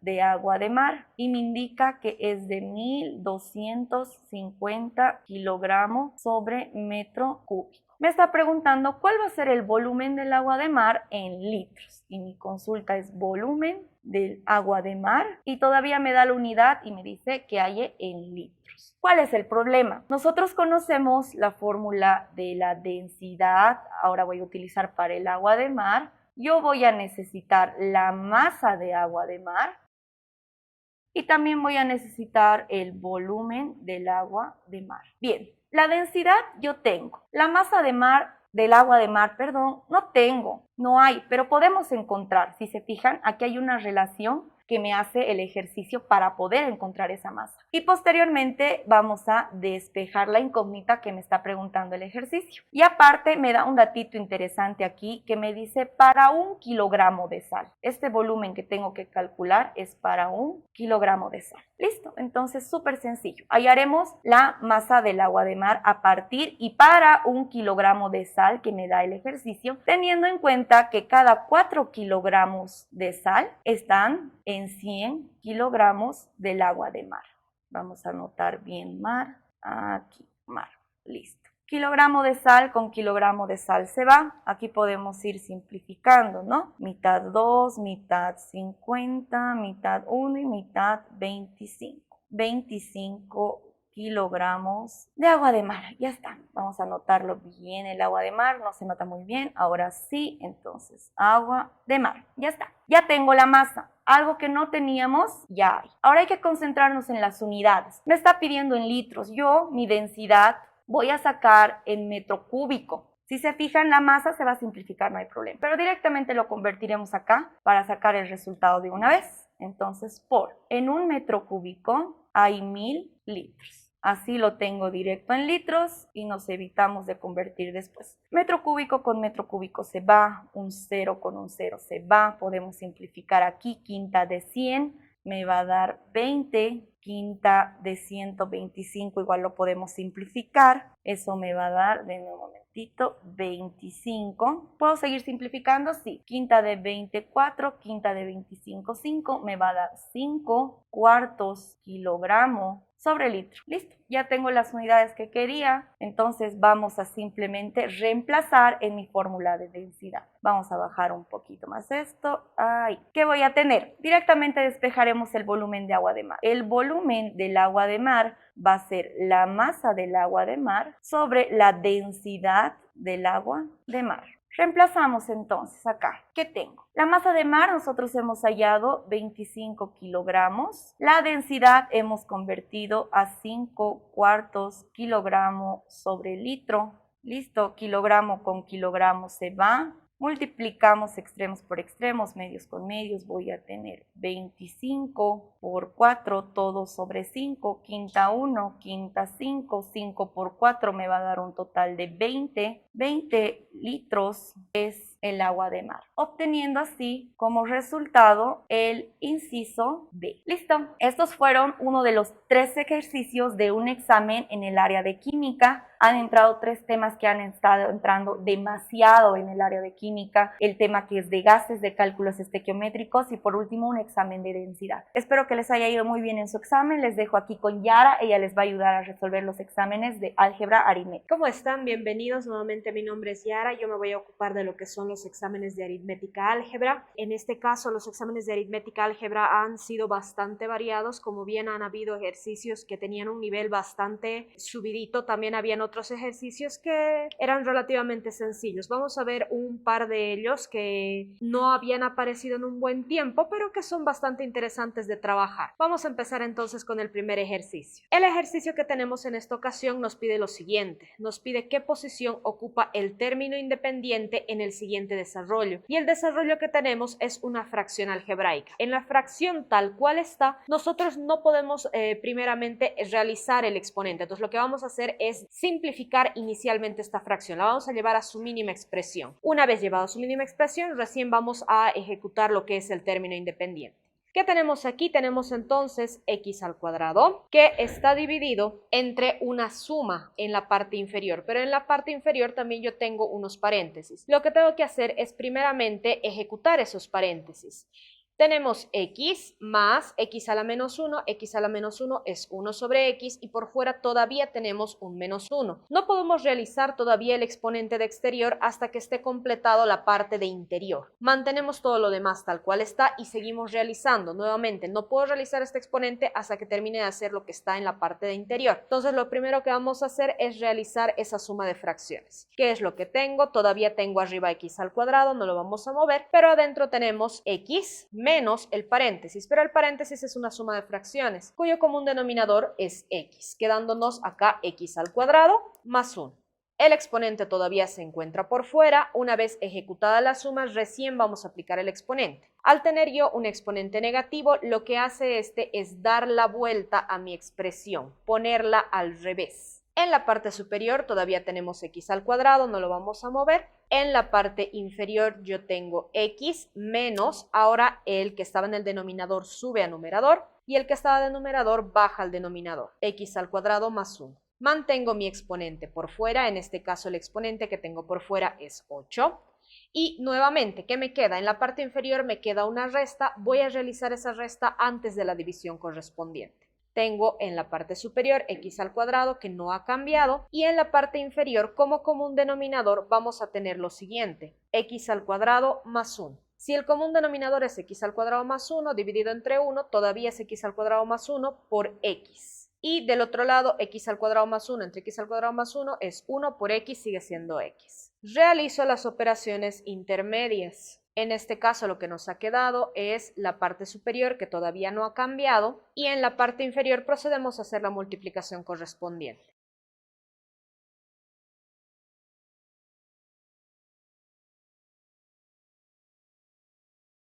En la parte del denominador mantenemos tal cual estaba, en este caso mantenemos x al cuadrado más 1. Por fuera todavía está el exponente 8 que todavía no lo hemos tocado, pero por dentro nos queda lo siguiente. Sumamos más x menos x que se pueden ir y nos queda una división que ya podemos tratar. En esta división vamos a tratar extremos con extremos y medios con medios. Es importante identificar cuál es la línea principal, en este caso la primera es la línea principal, porque esa nos ayuda a ubicar también el 1 extra para hacer esta operación. ¿Qué nos va a quedar? Nos queda x al cuadrado multiplicado por x al cuadrado más 1, que está dividido entre x al cubo. Nuevamente su exponente es 8, todavía está afuera y lo vamos a dejar todavía por afuera. Nos ha faltado un poquito el espacio, vamos a cambiar la página y continuamos. Al ser esta una multiplicación se puede simplificar, x al cuadrado con x al cubo se simplifica, solo me queda x en la parte inferior y me va a quedar la siguiente expresión, me queda x al cuadrado más 1 dividido entre x.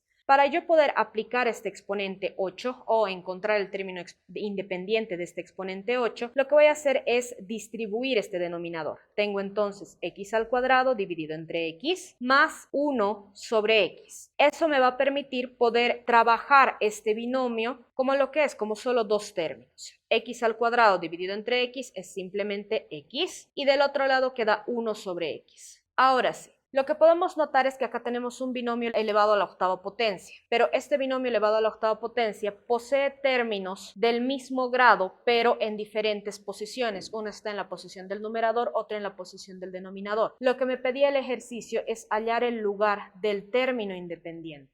¿Qué quiere decir esto? Que no necesariamente necesito realizar toda la expresión o realizar la multiplicación que corresponde, sino encontrar dónde estos dos al momento de multiplicarse se van a eliminar. Al tener el mismo grado pero en diferentes posiciones va a corresponder al lugar donde estén elevados al mismo valor. Esto lo puedes hacer por Pascal o lo puedes hacer por binomio de Newton. Ahora, el hecho de hacerlo por Pascal no implica que tengamos que hacer todo el triángulo, sino simplemente encontrar el punto donde vayan a coincidir. Cuando nosotros hacemos estas elevaciones, estos binomios, podemos notar que las expresiones van de la siguiente manera. Una va con el grado en disminución, disminuyendo, y el otro va por el contrario subiendo. Empieza en el segundo término y sube. Independientemente de su coeficiente, que el triángulo de Pascal lo que nos ayuda es encontrar el coeficiente, lo que nos interesa aquí es encontrar el lugar o el punto donde estas x, estos términos, se vayan a eliminar. Así voy a conseguir el término independiente porque me va a dar una constante. ¿Y dónde va a ocurrir eso? Va a ocurrir donde estén elevados al mismo valor. En este caso corresponde al término que ocupa el lugar número 5. Y si queremos comprobar, lo único que vamos a hacer es reemplazar. En este caso tenemos el primer término que hace de a elevado a la cuarta potencia y el segundo término que hace de b también elevado a la cuarta potencia.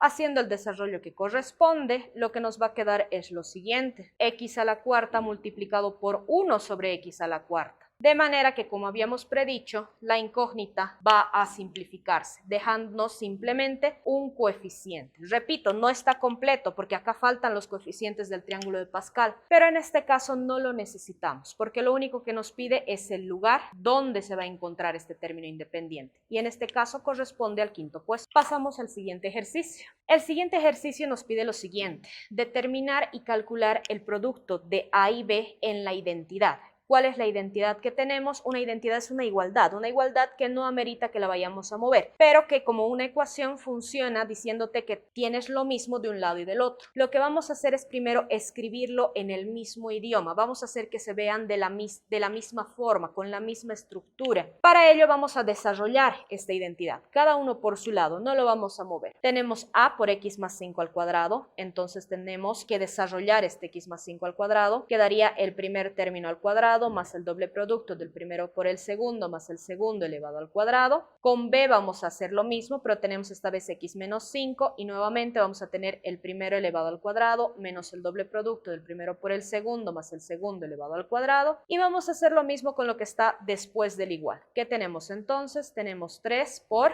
el primero al cuadrado más el doble producto del primero por el segundo más el segundo al cuadrado. Y el último no lo vamos a multiplicar del todo, vamos a dejar esa x ahí. Simplemente vamos a multiplicar el 4. 4 por 2 son 8a más 4b, todo multiplicado por x. Vamos a reorganizar todo esto. Todos los que tengan x al cuadrado los vamos a manejar de un lado, todos los que tengan x del otro, todas las constantes del otro. Para ello nos falta un paso más a realizar. Tenemos que realizar una multiplicación más para que sea más notorio. ¿Qué tenemos? Ax al cuadrado más 10ax más 25a menos bx al cuadrado más 10bx menos 25b. Y todo esto es igual a 3x al cuadrado más 30x más 75.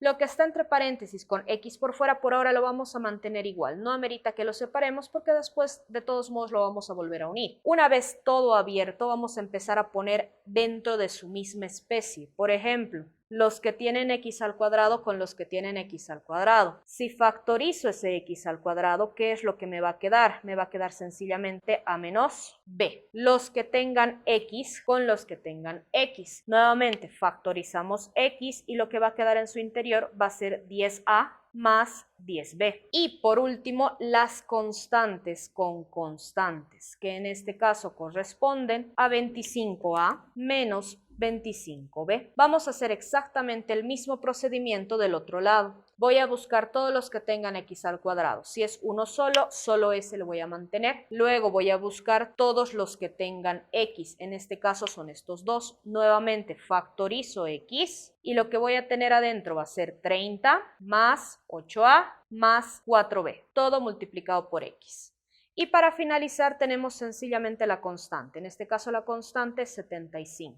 Al ser una identidad, lo que está de un lado tiene que ser igual a lo que está del otro. Quiere decir que si yo tengo x al cuadrado del primer lado y tengo x al cuadrado del otro, los coeficientes deberían ser iguales. Con ello podemos sacar la primera ecuación que nos dice que a menos b es igual a 3. De la misma manera, todos los que tienen x tienen que ser iguales, entonces los que acompañan, que en este caso son 10a más 10b, tienen que ser iguales a los que acompañan del otro lado. Esto es 30 más 8a más 4b. Para finalizar, pasa lo mismo con las constantes. 25a menos 25b tiene que ser igual a 75, pero con las constantes nos vamos a dar cuenta que es una ecuación que se repite. Si yo divido todo entre 25, va a aparecerme la primera ecuación otra vez. ¿Qué es lo que vamos a hacer entonces? Nos vamos a concentrar en estas dos que son ecuaciones diferentes entre sí y que pueden formar mi sistema 2×2. Vamos a acomodar un poquito la segunda ecuación, la vamos a maquillar, como se suele decir. 8a que está acá con positivo pasa con negativo, nos queda 2a. 4b que está con positivo pasa con negativo, nos queda 6b. Y esto es igual a 30. Cuando tenemos números grandes y son múltiplos del mismo valor, lo mejor es agarrar y dividirlos entre este valor. Mientras más pequeños sean tus números, mejor. Todo dividido entre 2 me va a quedar a más 3b igual a 15.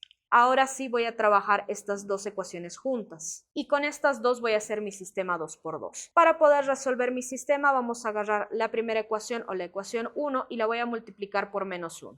Si multiplicamos la primera ecuación por menos 1, nos va a quedar menos a más b igual a menos 3. La segunda ecuación la voy a mantener tal cual y nos queda a más 3b igual a 15. Y es un sistema 2x2 sencillo que se va a terminar de manera bastante rápida. Aplicando reducción, más a menos a se pueden simplificar y nos va a quedar acá 4b igual a 12. Por lo tanto, esto va a hacer que el valor de b sea simplemente 12 entre 4, que corresponde a 3. Una vez obtenido el valor de b, puedo obtener el valor de a. ¿Qué vamos a hacer? Simplemente reemplazar a menos b, pero b vale 3, es igual a 3. Por lo tanto, a es igual a 6. Ya tenemos los valores de a y b, pero no nos pide los valores de a y b solos, nos pide el producto entre ellos, y el producto implica su multiplicación. En este caso, a por b es 3 por 6 y 3 por 6 es 18. Y esta sería la respuesta a este segundo ejercicio. Ya no están los ejercicios tan estructurados o tan notoriamente lo que tienes que hacer como hacían antes. Antes era pasito a pasito, encuentra 2, encuentra 3 y se hacía de manera bastante rápida.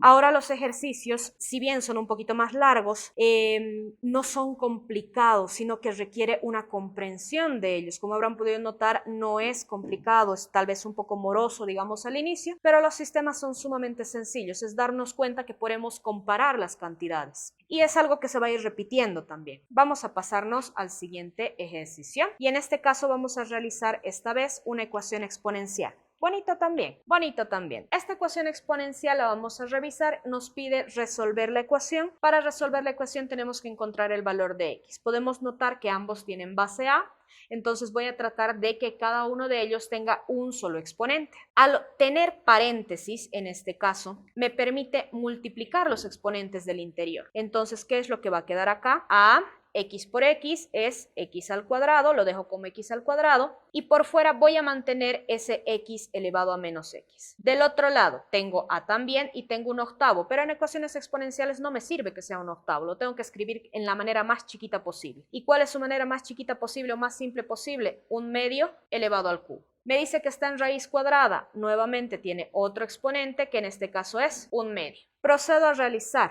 Nuevamente acá tenemos potencia de potencia, eso debido a la presencia del paréntesis. Pero si estos se tienen que multiplicar, vamos a utilizar también otra propiedad de potencia que me dice que si multiplico con las mismas bases, lo que va a pasar con los exponentes es que estos se van a sumar. No puedo agarrar y decir esto es x elevado a 2x, no se puede hacer eso. Esto es una propiedad de potencia. Si las bases son iguales, los exponentes se suman. En este caso voy a tener arriba 2 más menos x. Y acá voy a tener nuevamente potencia de potencia y simplemente voy a multiplicar los exponentes. Tengo a que está elevado a un medio y un medio que está elevado a 3 medios. Como estoy sumando un número negativo, da lo mismo si lo escribo así o si directamente escribo a elevado a x a 2 menos x. Del otro lado lo mantengo tal cual y podemos ver que tenemos bases iguales. Si las bases son iguales, corresponde que los exponentes sean iguales. Entonces, por un momento me voy a olvidar de los valores de a y me voy a concentrar en los valores que se encuentran en la parte superior o sus exponentes. Si los reescribo, lo que voy a obtener es lo siguiente. X elevado a 2 menos x es igual a un medio elevado a 3 medios, pero ese 3 medios lo puedo obtener de distintas maneras. Viendo la estructura que tiene la primera parte, yo puedo agarrar y decir, puedo hacer que aparezca este 2 acá. Puede aparecer ese 2 ahí, pero tiene que cumplir, todavía tiene que ser ahí 3 medios. ¿Cómo va a ser todavía 3 medios? Basta con que le reste un medio. Y si yo hago esta expresión, si yo realizo esto, puedo notar que los lugares que están ocupados por x, del otro lado están ocupados por un medio. Eso me da la facultad de igualar estructuras y con toda seguridad decir que x vale un medio. Pero no hay un medio aquí, no hay ningún problema. En las soluciones estas están escritas de manera decimal, es simplemente convertir un medio a decimales. Y un medio en decimales es simplemente 0.5, que en este caso corresponde al inciso E. Nuevamente, los problemas de matemáticas son problemas de ingenio, no son complicados de resolver. Es poder notar esas cositas que a ratos a la primera es un poquito difícil de ver, pero que se puede realizar. Listo, vamos a empezar con el último ejercicio.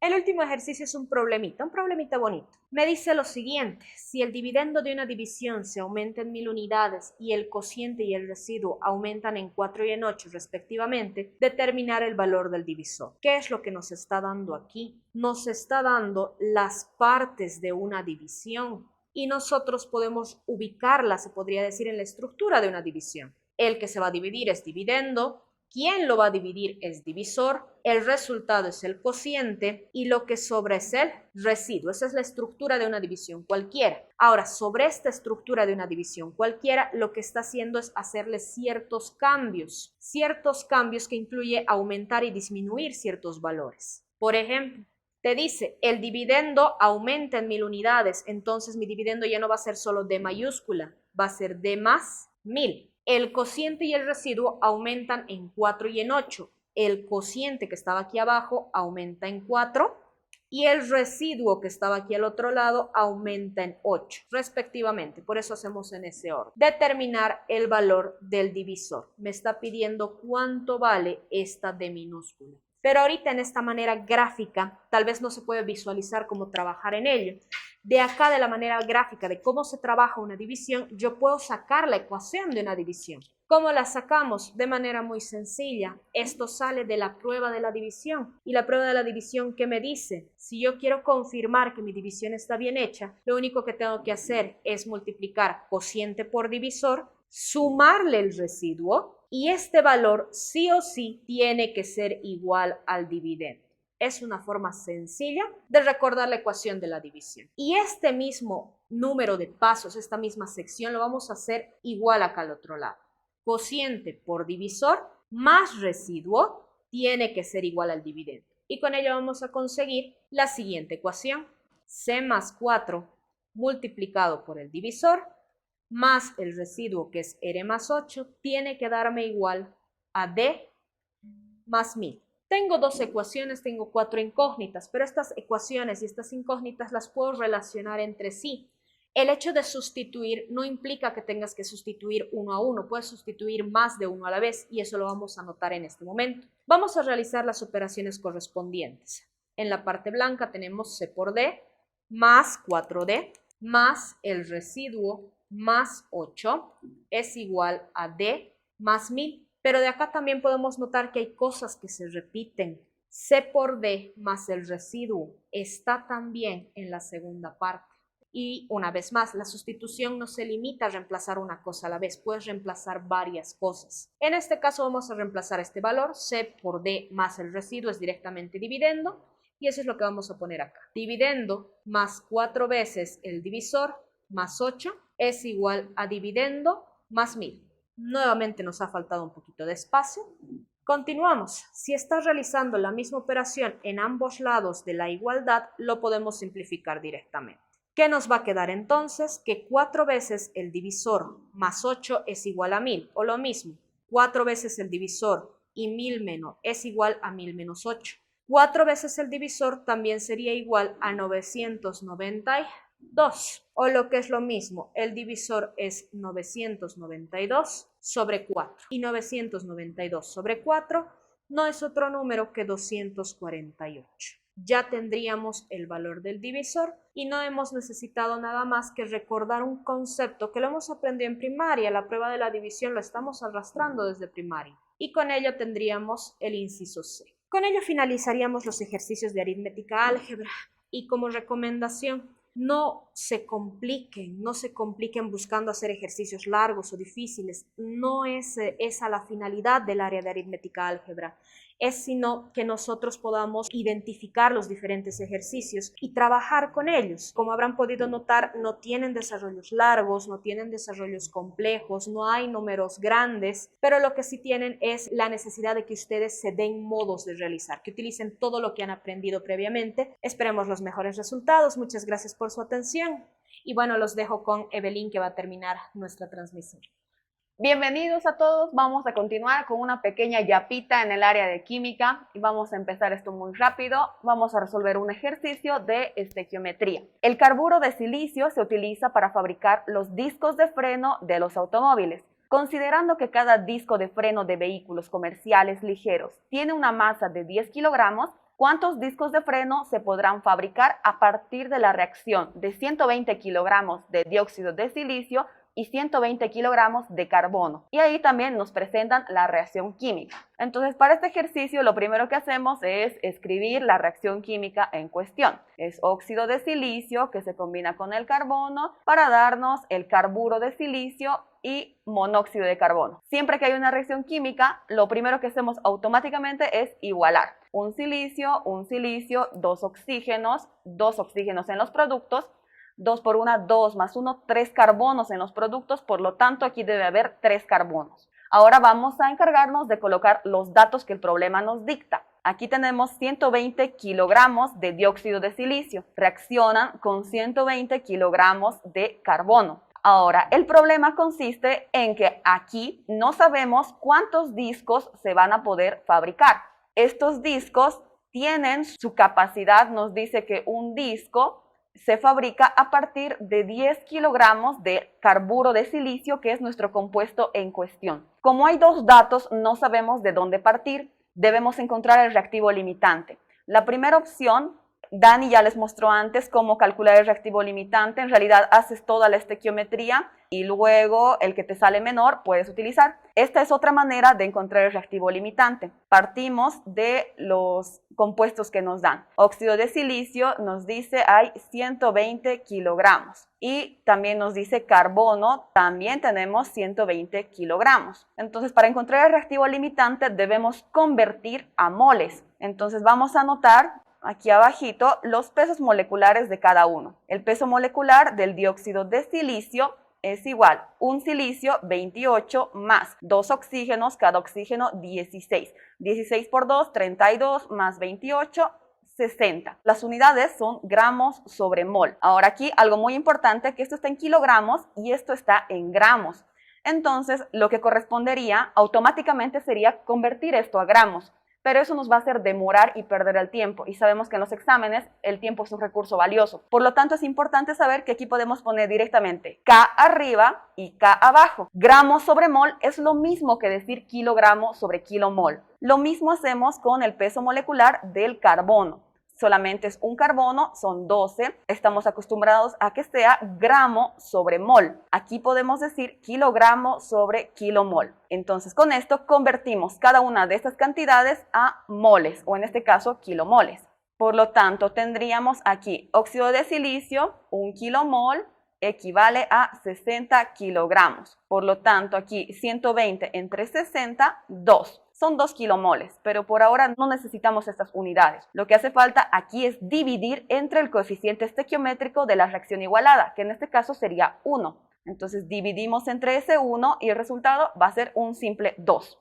Hacemos el mismo procedimiento para el carbono. 120 kilogramos de carbono. Utilizamos su peso molecular, que sería 12. Dice 1 kilomol de carbono, pesa 12 kilogramos también de carbono. Entonces, haciendo la división 120 entre 12, 10 exactos. Esto dividimos entre el coeficiente estequiométrico del carbono, que en este caso es 3. Dividimos entre 3 y el resultado 10 entre 3, 3,333. Entonces, entre estos dos números elegimos el menor. Ese nos va a dar la información del reactivo limitante. El 2 es menor que 3.3, por lo tanto, quien nos ha dado este resultado de 2 es el dióxido de silicio. Por lo tanto, ese es el reactivo limitante. Es el que se va a terminar primero y es el que nos va a decir hasta cuándo va a ocurrir la reacción. Entonces, ya habiendo hecho esto, nos corresponde realizar el cálculo. Y ahora sí, vamos a venirnos para este lado porque nuestro cálculo tiene que ver con la reacción química. Una vez que tenemos el reactivo limitante, ahora sí podemos hacer el cálculo estequiométrico. Entonces partimos del reactivo limitante. Vimos que este es dióxido de silicio. Por lo tanto, este está en exceso y no nos interesa. Decimos 120 kilogramos de dióxido de silicio y ahora hay que convertir a moles. Antes ya habíamos encontrado cuál era el peso molecular. Habíamos dicho que era 160. Habíamos dicho 1 mol de óxido de silicio pesa 60 gramos de óxido de silicio. Entonces aquí podemos hacer nuevamente este truco de decir, aquí está en kilogramo, entonces yo puedo decir kilomol arriba, kilogramo abajo, prácticamente es lo mismo. Ya estoy en kilomoles. Moles o kilomoles van a ser lo que me va a ayudar a ir de reactivos a productos, en este caso. Por lo tanto, necesito usar la relación estequiométrica de la ecuación igualada. Me dice 1 mol de dióxido de silicio produce 1 mol de carburo de silicio. Entonces voy a escribir eso. 1 mol de dióxido de silicio produce 1 mol de carburo de silicio. Ahora estamos en kilomoles aquí en el verde y aquí estoy en moles. Lo mismo, kilo arriba, kilo abajo. Y eso no cambia en nada la proporción que estoy utilizando. Ya estoy en kilomoles de la materia prima que a mí me interesa. Ahora necesito convertir estos kilomoles a kilogramos. Entonces hacemos una vez más un peso molecular, en este caso del carburo de silicio. Decimos un silicio pesa 28 más un carbono pesa 12, en total tenemos 40, serían gramos sobre mol. Pero ya hemos dicho, podemos poner kilogramo sobre kilomol y es lo mismo. Entonces aquí ponemos los kilomoles, sería 1 kilomol de carburo de silicio, pesa 40 kilogramos, también de carburo de silicio. Y finalmente, y el dato que nos importa más es este, que nos dice un disco pesa 10 kilogramos. La pregunta es ¿cuántos discos se pueden fabricar? Entonces, finalmente, ese factor de conversión coloco al final. Entonces, los 10 kilogramos van abajo y esto equivale a un disco. Por lo tanto, estoy lista para hacer todos los ejercicios. Kilogramo, kilogramo, kilomol, kilomol, kilomol de carburo, kilogramo de carburo, kilogramo de carburo y me quedan los discos. En operaciones, entre 60 me da 1, 120 entre 60 me da 2. Entre 10 esto me da 1, entre 10 me queda 4. 4 por 2, 8. Por lo tanto, la respuesta serían 8 discos son lo que podría formar a partir de la reacción química que me han brindado con los datos que nos ha dado el problema. Por lo tanto, aquí la respuesta son 8 discos. Ahora, este problema es estequiometría y la única diferencia es que, el único cuidado que hay que tener es el reactivo limitante. Hay varias maneras de calcular, en este caso el día de hoy les hemos mostrado 2 y cada uno puede elegir la que prefiera porque el resultado les va a dar correcto siempre y cuando sigan las pautas de cada método. Ahora vamos a pasar al siguiente ejercicio que en este caso corresponde al tema de gases. Entonces el problema dice, un cilindro de oxígeno O2 gaseoso es utilizado en la respiración por pacientes con deficiencia de oxígeno. El cilindro se encuentra a una presión de 624 milímetros de mercurio y a una temperatura de 47 grados Celsius. ¿Cuál es la densidad del oxígeno en kilogramo sobre metro cúbico? Entonces aquí vemos que es gases, por lo tanto vamos a anotar los datos del gas que nos está indicando. Nos indican que se trata del gas oxígeno. Nos dan la fórmula. Entonces, al darnos esta fórmula, ya nos está dando implícito un dato. Este dato implícito es el peso molecular del O2. 2 átomos de oxígeno, cada oxígeno pesa 16, entonces ya tenemos ahí un dato implícito que es 32 gramos sobre mol. Listo. Luego también nos da una presión. Nos dice que la presión de este oxígeno es de 624 milímetros de mercurio. Entonces, siempre que vean un gas, y en este caso solamente nos menciona una condición de ese gas, no hay condición 1, condición 2, como en el anterior problema, sino que aquí solamente habla de un gas y nos dice la identidad del gas. Entonces, lo más seguro es que vayamos a utilizar la ecuación de estado. Por lo tanto, aquí hay que escribir también que si la presión está en milímetros de mercurio, para la ecuación de estado, que vamos a escribirla acá, que es la de pavo ratón. La ecuación de estado más conocida como pavo ratón, vemos que hay una R. Esa R es la constante. Tiene diferentes valores. Entonces depende de la presión. La presión está en milímetros de mercurio. Entonces el valor de R debe ser 62,4 y sus unidades son milímetros de mercurio por litro sobre Kelvin por mol. R depende de las unidades de la presión. El siguiente dato que nos da es la temperatura. Nos dicen la temperatura es de 47 grados Celsius. Siempre que hablemos de gases, la temperatura debe estar en kelvins. Para convertir a Kelvin le sumamos 273. Por lo tanto, 47 más 273 nos da 320 kelvins. Listo. ¿Qué más tenemos? No tenemos más datos, pero debemos escribir cuál es la pregunta. El problema nos está preguntando cuál va a ser la densidad del oxígeno y que esta esté medida en kilogramos sobre metro cúbico. Entonces, una fórmula que nos puede ayudar a encontrar la densidad es la de Pau-Ratón, pero para poder utilizarla debemos recordar cómo se calculaban los moles. Los moles de cualquier sustancia eran igual a la masa en gramos sobre su peso molecular. Entonces, esto vamos a sustituir en la ecuación de Pau-Ratón, ecuación de estado. PV igual RT y en vez de N, que son los moles, vamos a poner la masa sobre el peso molecular. Listo. Entonces ahora corresponde que nosotros podamos despejar la información que necesitamos. Y aquí vamos a hacer un pequeño, no es un truco, sino un despeje que nos va a favorecer. La presión se va a quedar ahí, no vamos a hacerle nada. El volumen lo vamos a llevar al otro lado a dividir, entonces no lo voy a anotar por ahora. Este peso molecular que está ahí dividiendo lo voy a llevar a multiplicar. Listo. Todo esto está sobre RT. Aquí está multiplicando, va a pasar a dividir sobre R y T. Listo. Entonces aquí me va a quedar la masa sobre esta V que estaba multiplicando, pasa a dividir y esto es masa sobre volumen. ¿Qué es masa sobre volumen? Si recordamos la definición de densidad, densidad de cualquier cosa va a ser la masa de esa cualquier cosa sobre el volumen de esa cualquier cosa. En este caso estamos hablando de oxígeno, no de cualquier cosa. Por lo tanto, si aquí yo estudio la masa del oxígeno y volumen del oxígeno, voy a obtener la densidad del oxígeno. Así que puedo escribir, en vez de todo esto, voy a decir la densidad, en este caso del oxígeno, va a ser igual a esto que he despejado. Y aquí, obviamente, cada uno de estos corresponde y pertenece al gas oxígeno. O2, temperatura del O2 y la constante que es la misma para todos, ¿no? Entonces sustituimos esos datos. La presión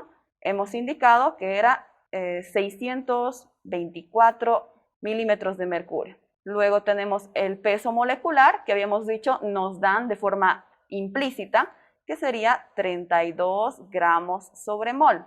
Y todo eso está dividido entre R, que hemos visto 62,4, es uno de sus valores. El 0.082 no lo utilizamos porque eso sería en atmósferas. En cambio aquí usamos milímetros de mercurio o torricelis que son equivalentes. Y finalmente aquí la temperatura del oxígeno que dijimos siempre que se trata de un gas, lo que hacemos es utilizar la temperatura en kelvins, que aquí son 320. Y listo, aquí simplificamos las unidades necesarias. Kelvin con Kelvin, milímetro de mercurio, mol con mol, y nos va a quedar la densidad del oxígeno, y hacemos el cálculo, ¿no? 32 entre 32, 1, 320 entre 32, 10, 62.4 entre 62.4, 1, 624 entre 62.4 me va a dar 10, 10 entre 10 me da 1, 1 y 1. Por lo tanto, el resultado va a ser 1. ¿Y cuáles son las unidades? Aquí lo único que me queda es gramo sobre litro. Anotamos eso. Entonces, hasta ahí podríamos anotar directamente el 1, pero nos dice la densidad tiene que estar en kilogramos sobre metro cúbico. Yo tengo gramos sobre litro, pero esto no es más que una pequeña distracción, porque está comprobado que son unidades equivalentes. Hemos encontrado densidad del oxígeno, 1 gramo sobre litro. Ahora aquí podemos hacer la comprobación o corroborar. Si quiero convertir esto a kilogramos sobre metro cúbico, ¿qué tengo? Tengo que 1 kilogramo contiene 1000 gramos. Entonces gramo con gramo se va. Listo, estoy en kilogramo sobre litro. Necesito metro cúbico, así que hago otro factor de conversión. Yo sé que un metro cúbico contiene 1000 litros. Litro con litro se va. Y ahora tengo 1000 sobre 1000. Entre 1000 me da 1, entre 1000 me da 1. Por lo tanto, ya sea que yo tome gramos sobre litro o kilogramos sobre metro cúbico, es lo mismo. La densidad del oxígeno tiene un valor de 1 kilogramo sobre metro cúbico. Y esta es una equivalencia que les puede servir para más adelante ustedes puedan ahorrar tiempo. Entonces la respuesta a este problema sería 1. Simplemente ese 1 que nos dice esta es la densidad del gas oxígeno. Entonces, como han visto, es recurrente el tema de densidad, el tema de estequiometría, el tema de gases, ¿no? En este caso era un gas aplicando la ecuación de estado. Ahora vamos a ver el último problema que he visto, uno interesante acerca de densidad, una aplicación muy interesante sobre la densidad.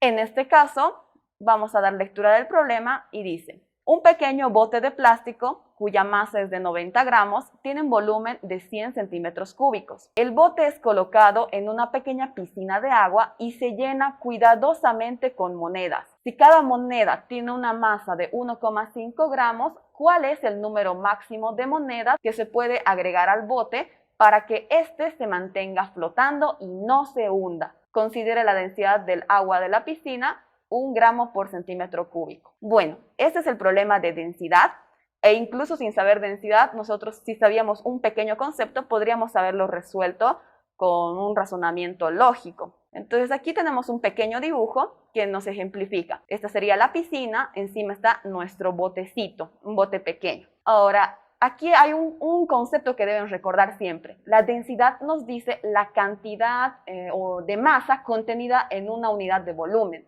En otras palabras, nos dice qué objeto es más pesado. Nos dice aquí, este barco está flotando. Si pensamos en un vaso con hielos, el hielo flota sobre el agua líquida y sigue siendo H2O. ¿Pero por qué flota? Una de las razones, no es la única, pero una de ellas es la densidad.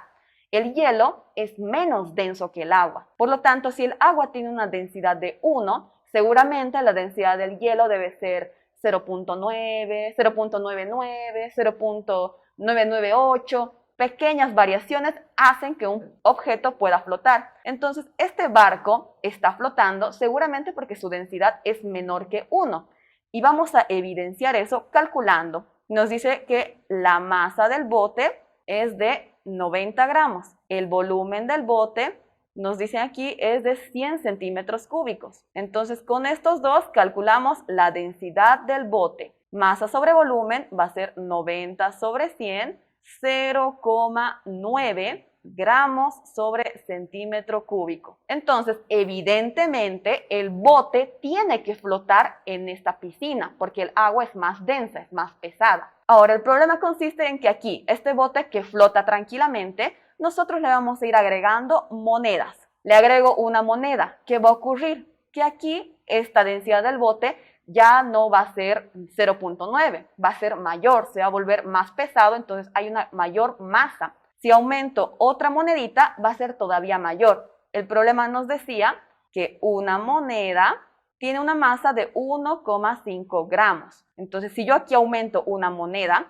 voy a decir que la densidad va a ser 90 más 1.5, sería 91.5 sobre 100. Eso me va a dar 0,915. Sigue siendo menor a 1. Entonces, la pregunta es, ¿cuántas monedas voy a poder aumentar justo antes de que se hunda? ¿Cuántas puedo aumentar para que no se hunda? Por lo tanto, estoy hablando de que tengo que encontrar cuál es la densidad máxima que podría tener este botecito para que pueda seguir flotando.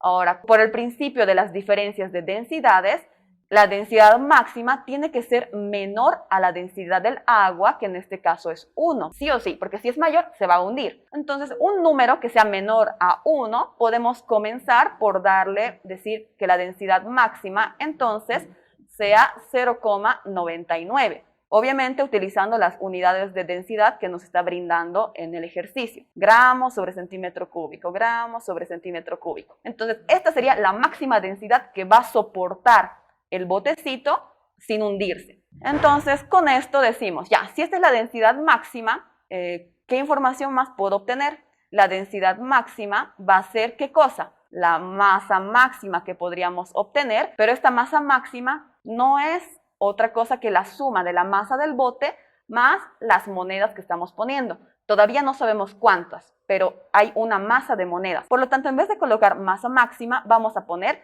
la masa del bote más la masa de las monedas. Entonces tendremos aquí la masa del bote más, y ahora sí, la masa de las monedas que estamos agregando. Esa sería la masa máxima que va a poder tolerar. Y abajo debemos colocar el volumen. En este caso el volumen es el volumen del bote, por lo tanto no va a haber ningún cambio. El volumen del bote era 100 centímetros cúbicos y aquí eso no va a variar. Entonces ya tenemos estos datos y aquí podemos realizar un pequeño despeje. Nosotros contamos con la densidad máxima. Estamos diciendo máximo puede ser 0.99. Tenemos la masa del bote, que es un dato que el ejercicio nos brinda. Tenemos el volumen del bote, que es un dato que el ejercicio nos da. Entonces lo que no conocemos es la cantidad o la masa de monedas que vamos a tener, que son las que vamos a poder agregar. Entonces despejamos eso y vamos a tener lo siguiente. Densidad máxima va a estar multiplicado por el volumen del bote. Está dividiendo, pasa a multiplicar. Nos va a quedar esto. La masa del bote que se está sumando va a pasar a restar, menos la masa del bote. Y todo esto va a ser igual a la masa de monedas. Masa de monedas. Entonces sustituimos los datos. Densidad máxima, dijimos máximo puede ser 0.99, porque si llega a 1 se hunde. Volumen del bote, en eso encontramos 100 directamente. Esta multiplicación y luego la masa del bote, que son 90 gramos, y eso nos va a dar la masa de monedas. Ahora 0.99 por 100, 99 menos 90. Entonces ya tenemos la masa de monedas. Es igual, 99 menos 90, 9. ¿9 qué cosas? Son 9 gramos. Pero mi pregunta no es cuál es la masa de monedas, sino cuántas monedas. Por lo tanto, recordemos esta partecita donde decíamos una moneda, 1,5 gramos. Y eso vamos a añadir aquí. Vamos a convertir esta masa de 9 gramos, que es la masa de monedas máxima que podríamos añadir. Y ya sabemos que una moneda tiene una masa de 1,5 gramos. Gramos con gramos se va, 9 entre 1,5 nos da exactamente 6 monedas. Por lo tanto, esa sería la respuesta al ejercicio. Aquí tendríamos, en este caso es el inciso A. Claro que esto puede variar, ¿no? Depende de qué tipo de examen les ha tocado. Entonces la respuesta es el inciso A, el que corresponde a 6 monedas. Esta es una forma de resolverlo con fórmulas matemáticas. No es la única, como les dije, con razonamiento también hubiéramos podido. Simplemente decíamos, le agrego una moneda, entonces la masa aquí sería 91.5. Agrego 2 monedas, la masa va a ser 93. Agrego 3 monedas, la masa es 94.5. Agrego 4, la masa va a ser 96 y así hasta llegar al límite. Entonces cualquiera de esas dos fórmulas o de esas dos maneras hubiera resultado. Ambas llegan al límite de 6 monedas. Y bueno, eso es todo por hoy. Espero que les haya sido de utilidad y nos vemos en la siguiente. Eso sería todo en cuanto a nuestra resolución del día de hoy. Entonces, agradecer a todos los docentes que nos han colaborado en sus respectivas asignaturas. De parte de todos en PRAUS, realmente les deseamos todo el éxito a las personas que han logrado aprobar esta segunda opción de examen en sus carreras universitarias.